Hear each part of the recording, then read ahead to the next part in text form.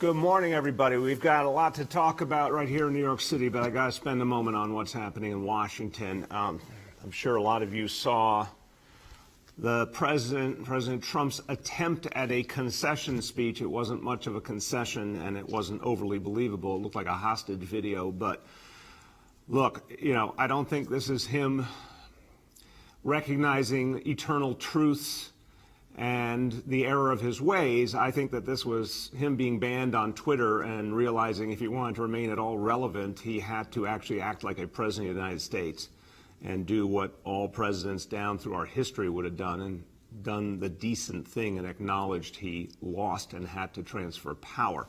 It's one of the most fundamental ideas of American democracy, peaceful transition of power, except that was working all the way until 2021 and Donald Trump. And now for the first time we've seen a president try to destroy that process, the very process that the American Revolution led to. Donald Trump trying to destroy the constitutional process, trying to destroy our democratic system. Look, there's no other solution but impeachment at this point. Vice President Pence has had an opportunity to implement the 25th Amendment. He's chosen not to. History will judge him for that. But I agree with Chuck Schumer. I spoke to Chuck Schumer about this last night. I thank him for his leadership. He's right. Start impeachment proceedings immediately. Donald Trump is a danger to this country. He needs to be removed. Again, thank God Chuck Schumer will be our Senate Majority Leader. That's so important for this city and for this country. And I thank him for his leadership right now. But here's why he's right. Donald Trump needs to be removed before he pardons every person in sight, everyone who has done everything wrong. This country, everyone who's committed treason, he can pardon anybody and everybody. That has to be stopped, let alone the many other kinds of damage and danger he poses to this country. We also need a full reckoning of what happened at the Capitol. The fact that several key figures are resigning doesn't tell us anything, honestly. Someone gave the order to not provide security. And again, you could say, oh, oversight, mistake, incompetence. I don't buy that. This is too obvious that this was going to be a crucial, dangerous moment, and there needed to be huge security presence. Someone decided not to do that, or some group of people decided not to do that. Who gave the order? Who were the decision makers? Goes a lot farther than the people who have resigned. We need a full investigation of that. We need answers. Finally, in the midst of all this deeply troubling news, some good news. I want to thank all the leaders of the media and all the reporters who chose not to keep giving Donald Trump a platform in recent weeks, who cut him off or didn't even bother to show his attempts to undermine democracy. And obviously to the folks at the social media companies who deprived him of his social media platforms. This is a profound moment when the folks we depend on to protect the freedom of information actually stand up and say, we're not going to aid and abet someone who's trying to destroy American democracy. Talk about the emperor has no clothes, or that scene from The Wizard of Oz, don't look behind the curtain. The minute Donald Trump was deprived of Twitter, he suddenly did not have the same power, the same voice. He didn't have that supersized ability to undermine democracy.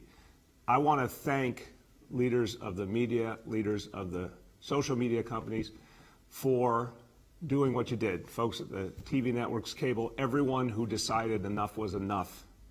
Don't let this guy have a platform. You did something very important. And again, the lessons of history. What we saw in Washington a few days ago was exactly reminiscent of how fascism and Nazism took over much of Europe in the 1920s, 1930s, 1940s. The exact same horrible appeals to race, the same nationalism, the same sense of being aggrieved played out in an incredibly dangerous fashion. But what didn't happen back then was those who had the ability to say, we will deprive these fascists of their platform. They didn't act in time. And lo and behold, horrible things happened. Millions of lives were lost. Here, we had actual leaders coming up and stepping up, saying, we're not going to give fascism a platform, and actually stopping its momentum. And that's a very important day for America. So thank you to all who made the right decision. All right. Right back here in New York City, no matter what the hell's going on in Washington, we continue to work every day, and we've got a lot of work to do. And look, I'm going to talk again about the need to vaccinate New Yorkers over 75, our seniors, our elders, those we love who are in danger, the single most vulnerable population right this minute in New York City. And the state of New York will not allow us to vaccinate them. This is really dangerous. If we can't vaccinate the people who are in most danger, we're going to lose lives we did not need to lose. Let's change that now. How about all those people who serve us too? All the first responders, all the people who are essential workers we depend on. Let's vaccinate them right now. We have been reaching out. You heard from Dr. Katz yesterday, the day before, talking about the extensive efforts to reach out to healthcare workers, some of whom absolutely want this vaccine, and we're going to keep making it available constantly. But there's also a lot of folks in Category 1A that have previously been approved who chose not to get the vaccine. Or even when it's available, they're saying, well, not now, or I'm busy, or whatever. Let's be clear. Access to the vaccine keeps growing. But many people within Category 1A are not choosing to take advantage of that access. So that's fine. That's their right. But then why on earth would we not open up Category 1B? Why would we not help seniors who are the most vulnerable, even more vulnerable than so many of the folks in Category 1A? Let's focus on our seniors, and let's focus on the people who save our lives every day and protect us and serve us, all those first responders and essential workers. Now, here's the thing that bothers me so deeply. Right this minute, we have 270,000 doses that we could be giving right now to New Yorkers over 75. You might ask, how many New Yorkers are over 75 years old who need this protection? About 560,000 people. 560,000 New Yorkers over 75, well over 500,000 right now who need this help right now. And I believe, based on everything we've seen, this will be the category of people who want the vaccine the most. You're not going to see the same hesitancy you may have seen with younger folks or folks who have been working in the midst of this disease for months and months, and as Dr. Katz described, may feel that they're pretty well protected as is. The folks who are most vulnerable are over 75. We know this. Every one of our doctors has said it. This is the single most vulnerable category. This has been proven nationally, internationally. They have the most need and the most desire for the vaccine. They won't wait. We've got literally twice as many New Yorkers over 75 as the amount of vaccine we have in stock right this minute. And yet we are not allowed by state law to give a single shot to a single New Yorker over 75. Guarantee you, if these standards are changed by the state, we're going to run through those 270,000 doses very, very quickly.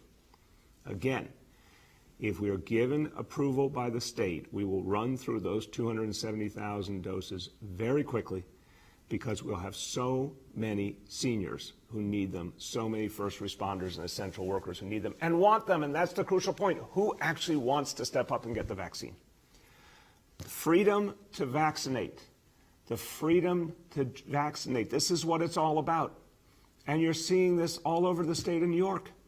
We're seeing county executives, public health officials all over the state of New York saying, please give us the freedom to vaccinate. There's a painful story in the Albany Times-Union yesterday about county health officials having to throw away vaccine because they're not legally allowed to give it to the next category of people.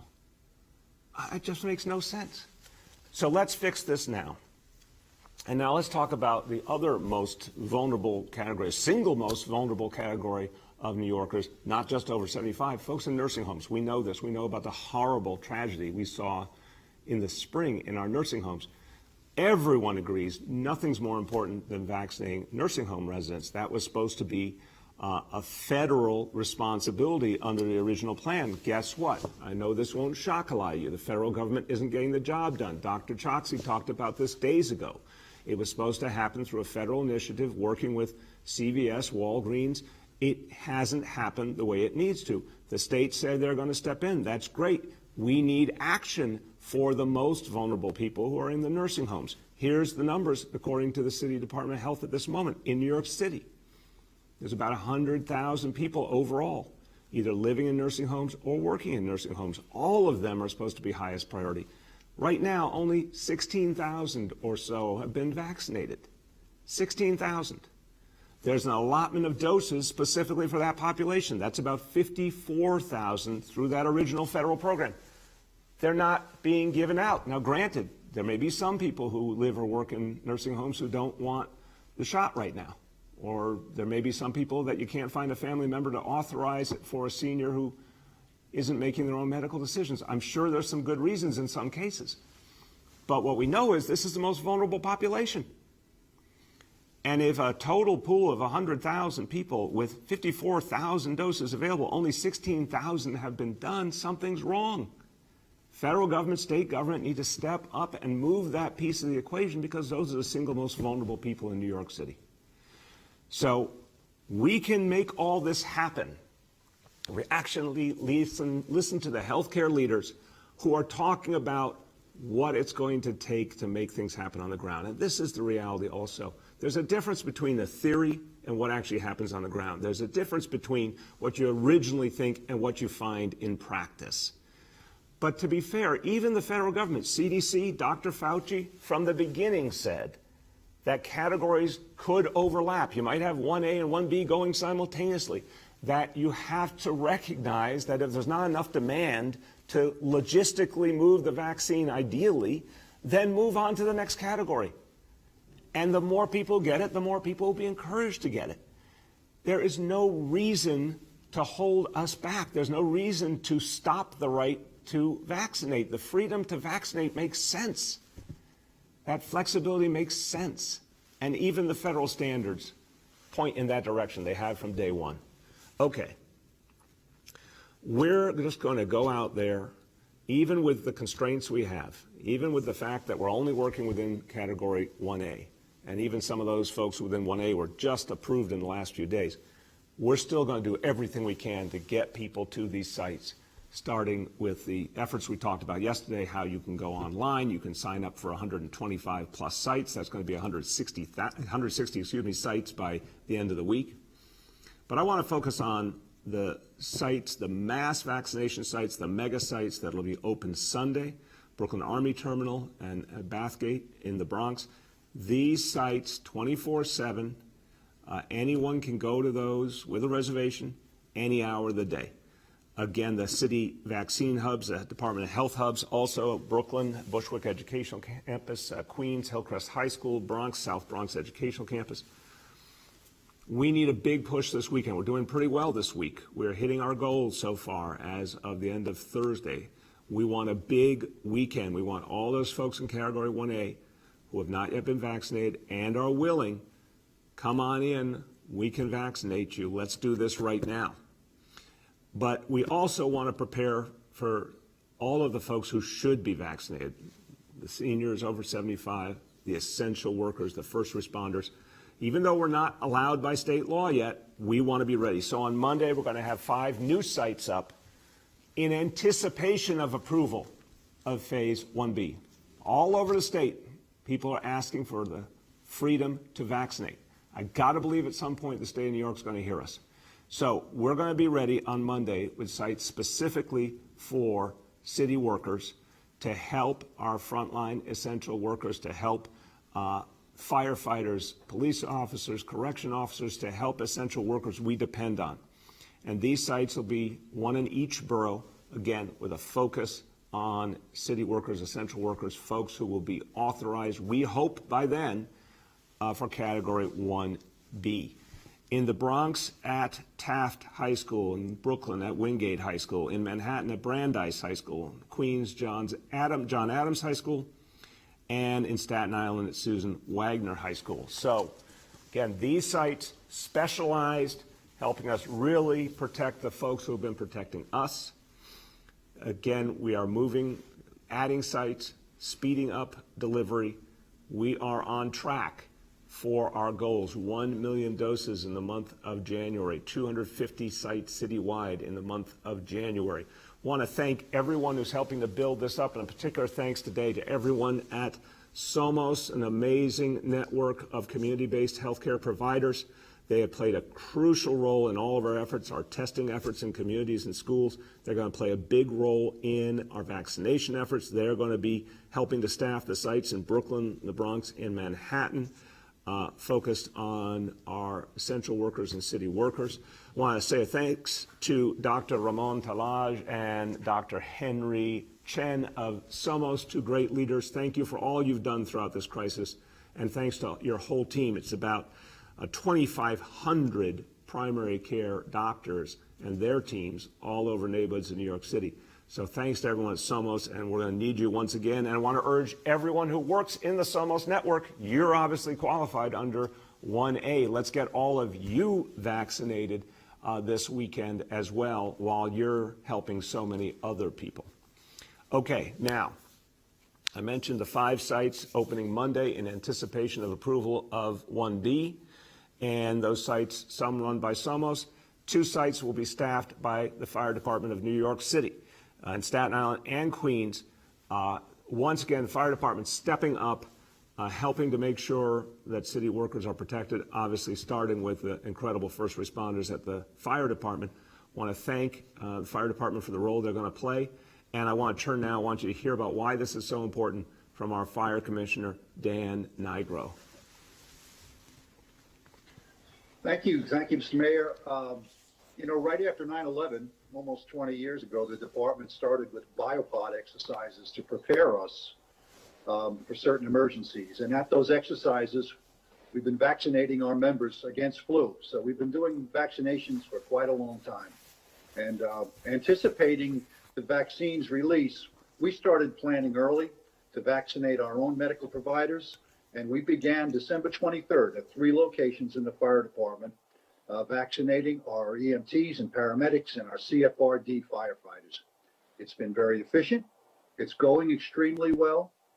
And we are very happy to continue that process as part of this larger plan to begin vaccinating our fellow city workers. This department is ready, willing, and able to start on Monday.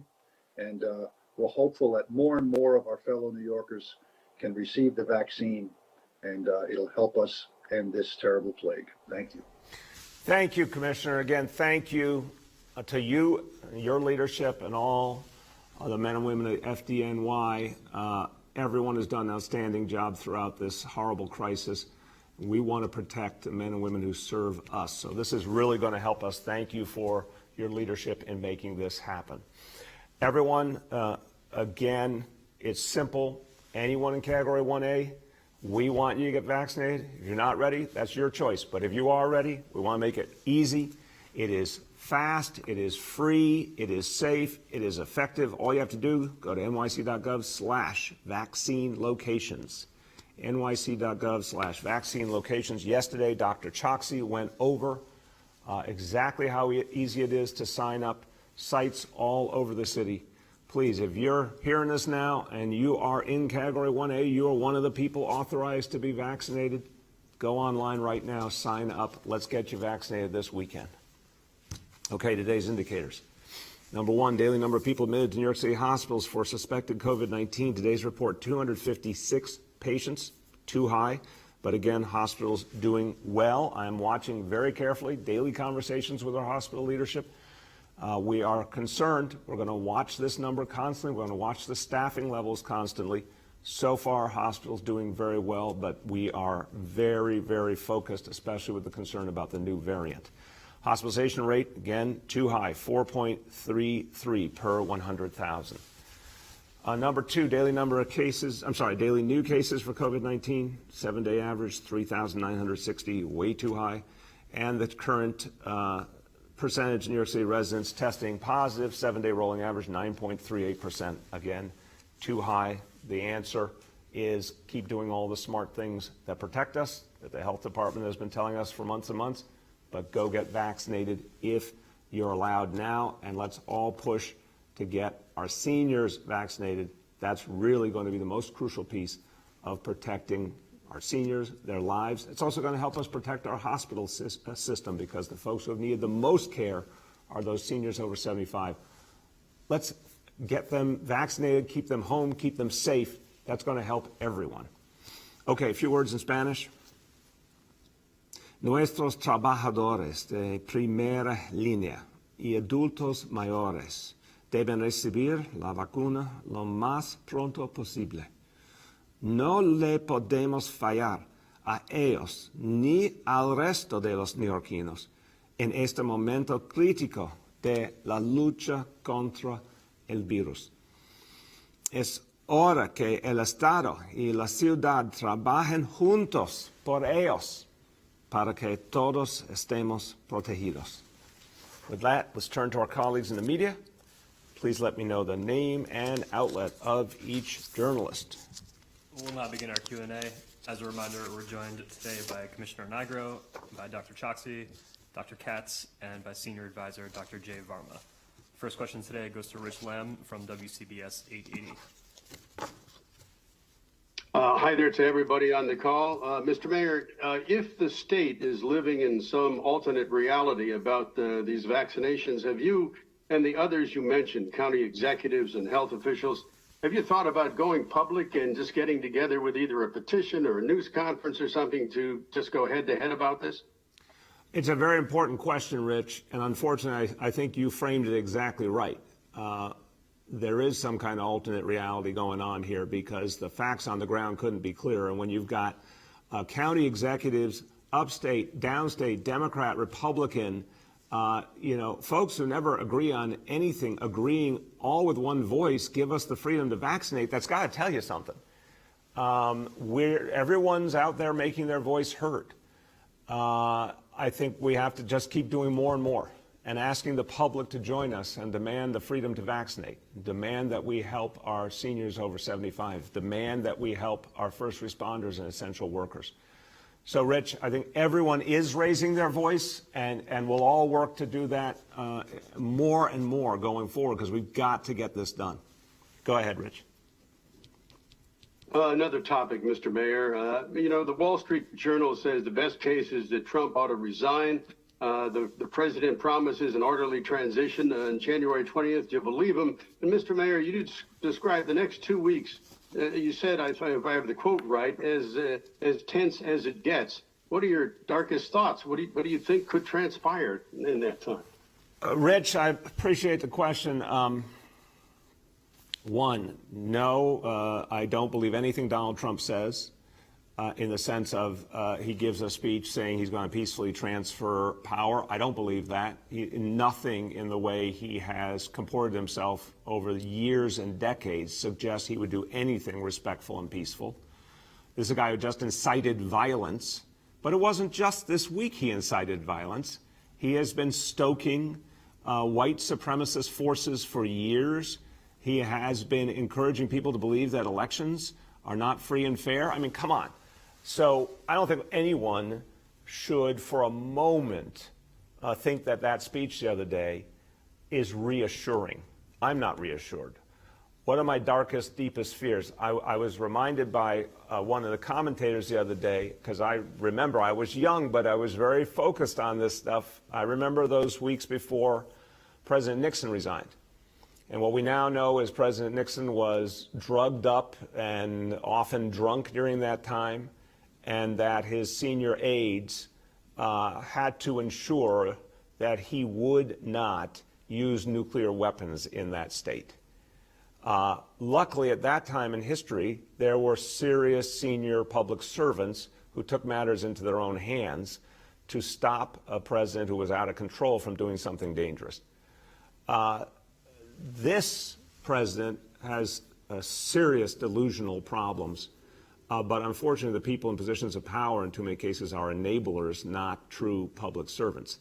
So I'm deeply worried. Obviously, the saber rattling toward Iran is one of the immediate troubling examples. So I think Senator Schumer is 100% right, Rich. In this atmosphere, impeachment has to happen immediately. Go ahead. The next is Michael Gartland from the Daily News. Morning, Mr. Mayor. Hey, Michael, how you doing? I'm all right. So a couple of questions on the vaccines. Other states like New Jersey are providing it to police now. What are you hearing from, folks in the NYPD about where this is going since, your announcement Wednesday and yesterday, kind of how things have been in flux since then? I'm hearing tremendous frustration from police officers and leaders. I'm hearing tremendous frustration from seniors and folks who represent the interests of seniors. Everyone's beside themselves. Michael, no one understands why we're being held back from vaccinating people who are ready, willing, and able. Again, if we had a world where everyone in Category 1A, every second the category got approved, people were lining up, they were energized, they were ready, that's one thing. We know a lot of people are choosing not to get vaccinated in Category 1A. And there's others who are still waiting, and we want to do everything we can to reach them. But by the way, the group who needs it the most is that group in the nursing homes. And the federal government and state government still haven't gotten that done. That's the number one focus they should be focused on. Why don't they get that done and give us the freedom to vaccinate so we can go reach all the rest of the folks over 75, over 500,000 New Yorkers, reach our first responders, reach our essential workers. We're ready to do that right now. So what am I hearing? I'm hearing tremendous frustration and anger from folks who want to get vaccinated and are being told by the state of New York they're not allowed to be vaccinated. Go ahead, Michael. So the second question has to do with your, some of the rationale you shared yesterday as far as your announcement Wednesday, about how the police were qualified to receive vaccines, the 25,000 you referred to on Wednesday because of, they provide CPR was one of the reasons included on that list. Now, so if that rationale applies, wouldn't have firefighters and teachers have been kind of included in that bucket as well as folks in Cuomo's administration have suggested? Michael, So look, why- go ahead. Those guys, I guess. Say again? So why not, like, when you made the announcement Wednesday, why not include, like, the firefighters and teachers instead of just having it be the police? Again, we got standards from the state. We put them up on the screen the other day. We got standards from the state. They made immediately clear to us that folks who, on a very regular basis, are called upon to provide CPR, to provide Narcan to stop an overdose, clearly qualified under the definition the state put forward. We looked at that and said, okay, we've already done EMS folks, EMTs, paramedics.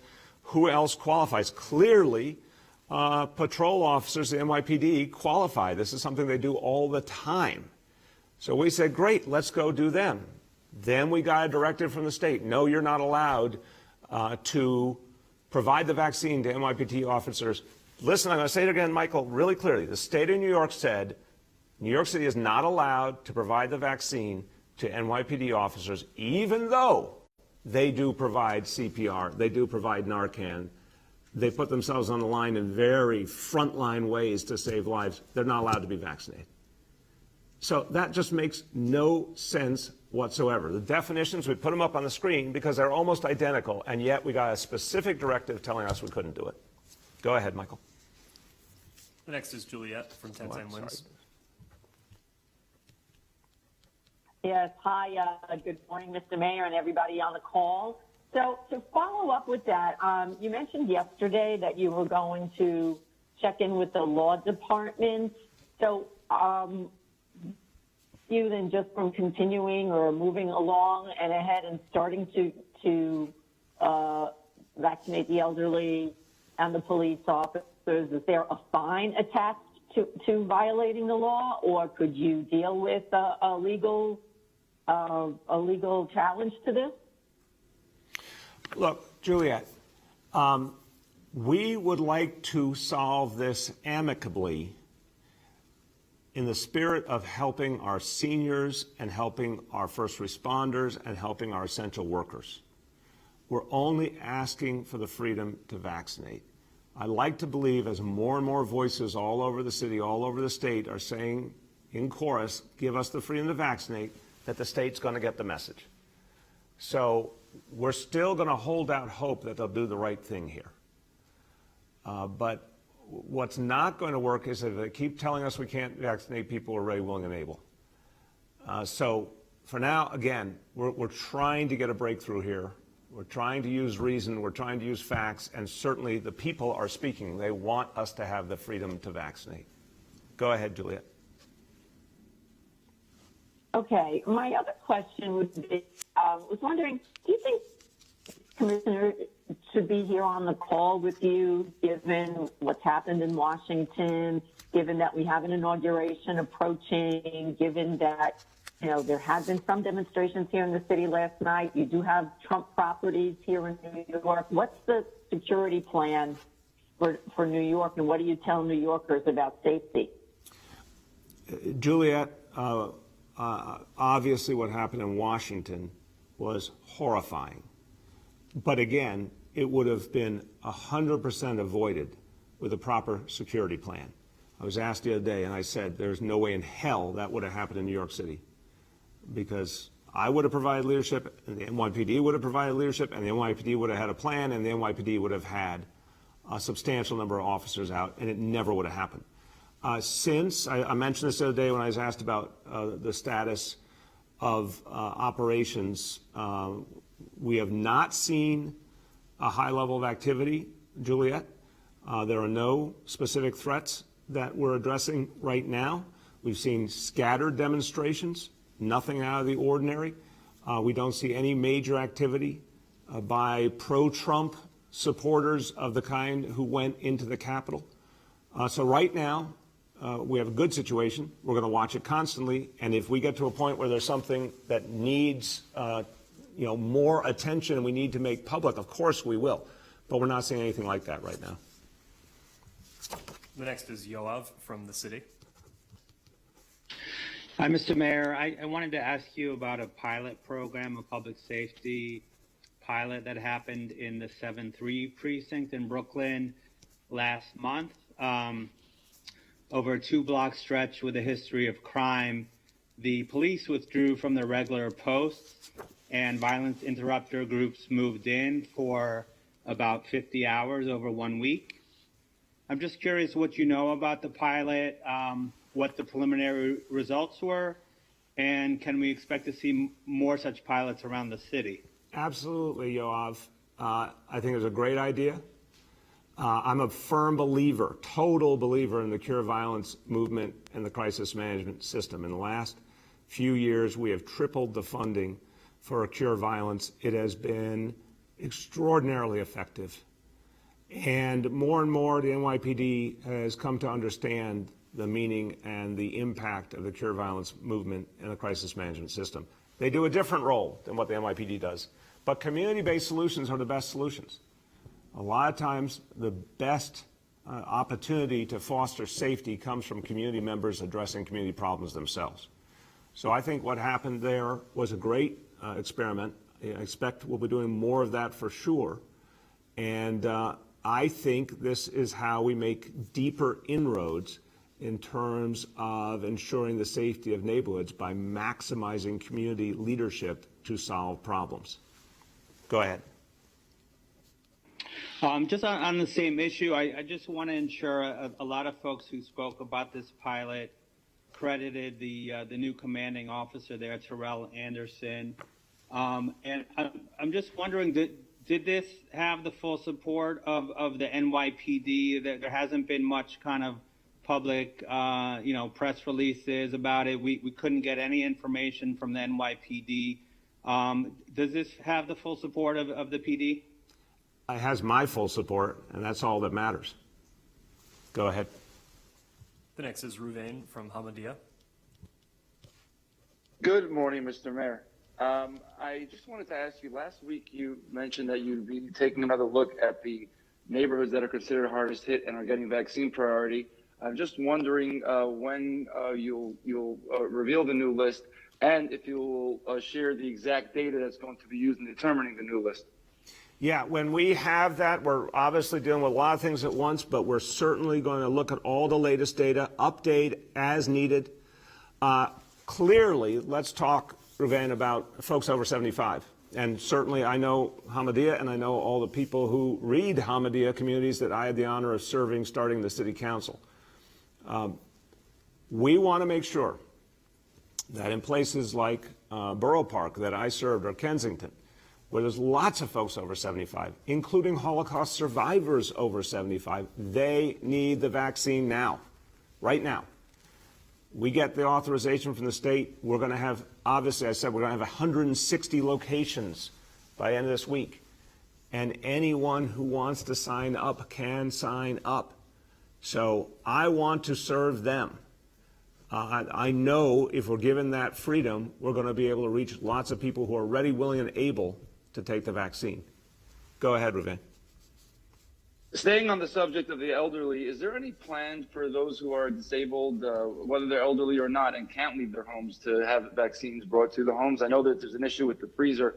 These vaccines can't be for too long out of the freezer. I don't know if they're freezer trucks or whatever, but does the city have any plan to how to vaccinate people who can't leave their home unless they go in an ambulance? Very, very important question. I appreciate you asking it. I'm going to turn to Dr. Katz and then Dr. Choksi to comment about the planning they're doing. Obviously, a lot of people to reach in a lot of different ways, but we want to figure a way to reach everyone according to their own needs, especially those over 75. Dr. Katz, then Dr. Choksi. Thank you, Mr. Mayor, and thank you so much for speaking for our patients who are over 75. It's a daily request that I get from patients that I see in my practice at Gouverneur who want to know, when are we getting vaccinated? We are stuck in our apartments. We are afraid to go out. We know that 75 and older people have a very high mortality to this disease. It's a very different equation and feeling for my elderly patients than it is for younger people who recognize that there's a balance of risk, that they feel that they would be able, if they got sick, to get over it. My patients who are 75 and older don't have that sense at all. They have the sense that if they were to get this illness, they would die. And the epidemiology supports that they are much more likely to die. We recognize that there are people who are homebound, and Health and Hospitals has a home health care agency. And once we are allowed to go about caring for and giving vaccination to the 75 and older, we will utilize our home care agency and other home care aides. The vaccine, especially the Moderna vaccine, does not have the same requirements for the super freezer. And we can imagine a scenario where we take up single vials in order to be able to give it to a patient and respect all of the rules about how long the medicine can be out of the refrigerator. Thank you. Thank you, Dr. Choksi. Thank you, Mr. Mayor. The only thing that I want to add is to highlight that the way that we want to expand access to vaccination, starting with the flexibility that both the mayor and Dr. Katz have described, will also become very physical and tangible as we expand out access points. So making it so that we have additional access points that are conveniently located in people's neighborhoods, whether it's the community clinic or the pharmacy, so that people are able to easily walk toward it. But then to your question, also making sure that there are solutions for people who may find it difficult to walk, and ensuring that we use the right transportation services to help them if they're able to walk a little bit. But then finally getting to that last mile. We know that there are some people who are homebound, particularly some elderly people who are truly homebound, for whom we will have to bring the vaccine to them.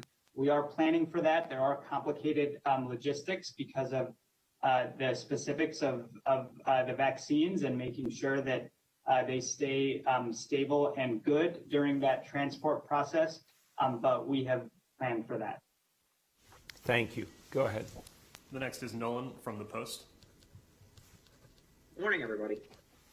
Morning, Nolan. How you doing? I'm hanging in there. How are you? Good, man. If we could go back to vaccines just quickly for a second. You've promised that you want to be distributing 400,000 vaccines a week across the city by the end of the month. The governor says the entire state will be only getting 300,000 doses of vaccine per week. So if you're promising 400,000 a week, promising just 300,000 a week across the entire state, how do you distribute 400,000 vaccines in a city when the state's only getting 300,000 doses?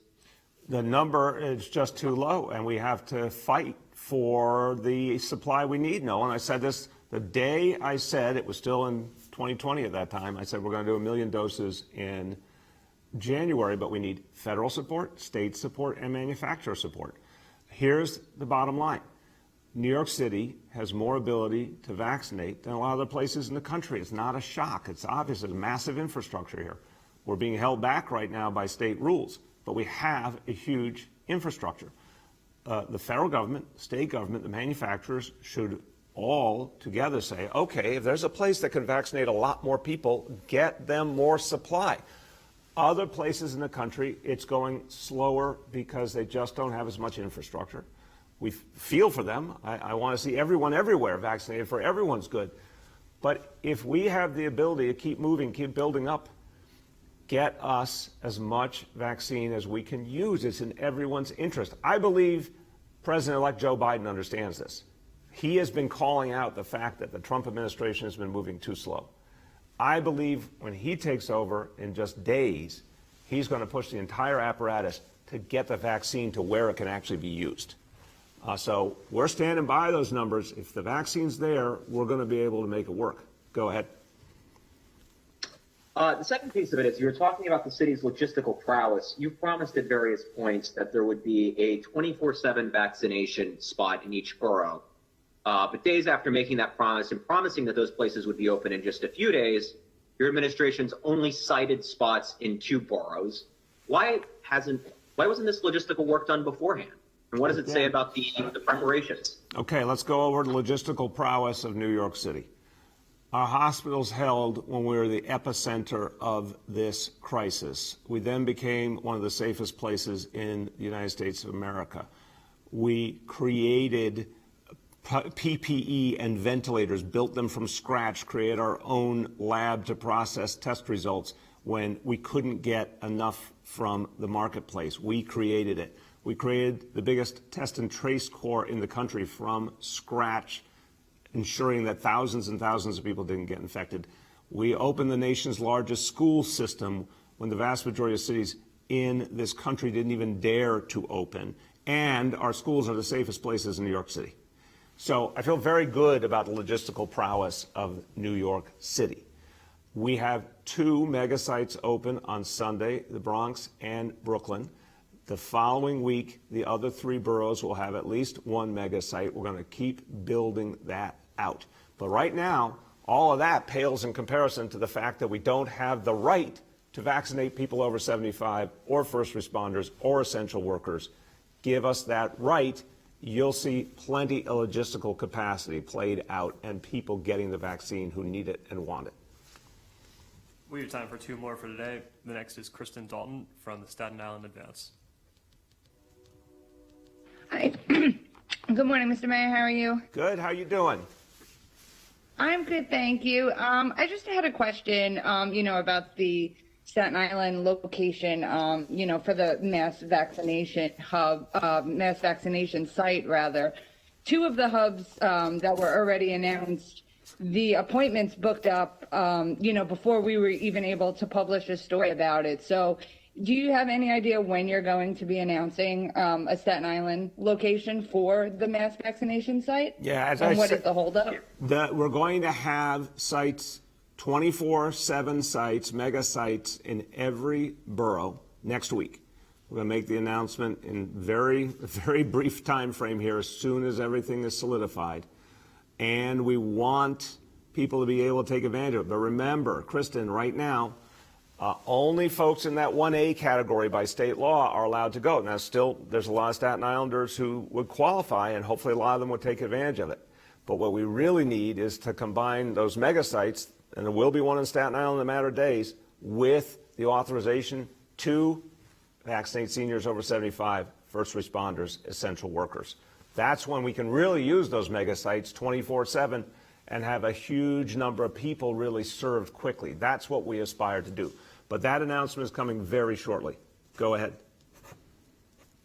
Sure. And just, the hubs that have been announced so far and the sites are all primarily on the North Shore. And I know that you're looking, to focus on priority neighborhoods first. But is there any plan to expand maybe to the Mid-Island or the South Shore section? Yes, of course. We need sites all over Staten Island, all over the 5 boroughs. So remember, we started this week with about 125 sites.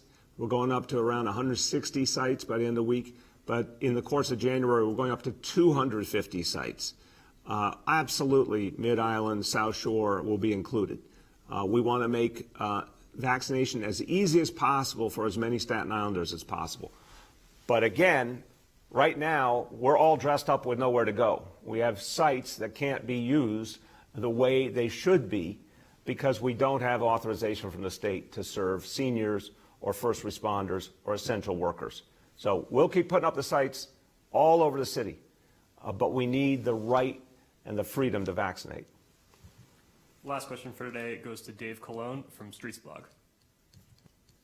Hey, what's up, Mr. Mayor? Hey, Dave, how you been? Oh, great. I also wanted to talk about the vaccines because you're getting this 24/7 vaccination effort up, which is great. We all love that. But we do need to get people to the vaccination sites. And even though we all love the bus, there was this big New York One story last month about how healthcare workers' early morning commute was twice as long on a bus as it was on the subway. So I'm just wondering, when are you, maybe one of your MTA board members you appointed, going to start asking the governor to restore overnight subway service so that healthcare workers can get to vaccination sites, vaccine getters can go get poked in the arm? Dave, that's a really important question. Seriously, I appreciate it because this is a discussion that is worthy. I'll tell you where I'm at. I think the effort to make it possible for people to return to the subways because they believed in the cleanliness and the healthiness of the subways, that late night cleaning has been a real success. This is something where the state and city really were on the same page, worked together. It's been a success. There's more to do. We're still in the thick of the COVID crisis. I would not end that policy now. There's a day where obviously in the future we need to go back to 24-hour service, but not now. We need that cleaning regimen in place. What I would say is the 24/7 system works obviously for lots and lots of people in lots of different ways. We're going to have a lot of demand. There's no question in my mind. But I think in the end, we got to keep our subways a place that people are comfortable being as part of our recovery. And I would stick with the current plan. It's up to the state, but I would stick with the current plan. Go ahead, Dave. And then there was one other public transportation thing, because you did make a pledge to the people of New York, to a lesser extent, the city press corps, that you'd get around on public transportation for a week at least. So just curious when that's going to happen, what the status of that is. Yeah, no, I want to do that, and I want to do that quickly. As you can see, there's been a lot going on, but I definitely want to do it. And again, what I said is there's going to be a week where I'm going to put a lot of time in my travels into subways I'm looking forward to that. And when we do it, we're going to do it very publicly because I want people to have confidence in the subways. So we'll figure out that date and we'll announce it and welcome you to join us. Okay, everybody, look, I'll conclude very simply. Think about the people in your life. Just think about the people in your life. Do you know someone over 75? I bet the vast majority of the answer is, of course, yes. Maybe a grandparent, maybe an aunt or uncle, maybe mom or dad. Do you know someone in your life that you love and respect who's over 75? Is there someone you're worried about right now? I am. Almost everyone I know knows someone we're worried about because they're older. And they need our help. The state of New York needs to help them right now. The state of New York is not allowing us to vaccinate those folks. It just doesn't make sense. They're the most vulnerable people in New York City. Let's help them. With the freedom to vaccinate, we could literally, in a matter of days, reach thousands and thousands, tens of thousands of seniors, and then they would know they're safe. You would know they're safe. There's nothing more important. So let's get the freedom of let's get what we need. Let's get the freedom to vaccinate so we can move forward and fight back the coronavirus once and for all. Thank you, everybody.